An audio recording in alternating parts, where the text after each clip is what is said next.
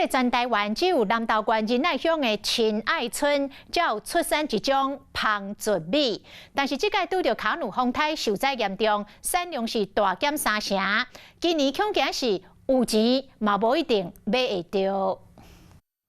大水提起，不如个真侪土车冲入来，将这片芳竹米田地势上少一半面积，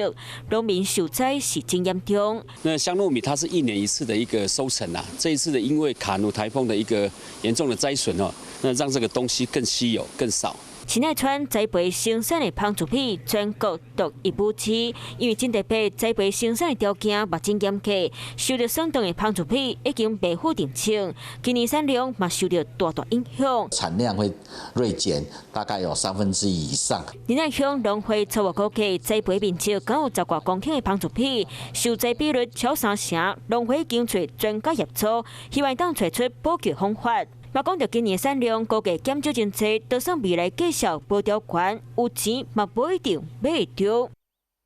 Hello， 我是冯维之，想要抢先掌握最及时的新闻资讯吗？赶快订阅、按赞、开启小铃铛，锁定华视新闻 YouTube 频道。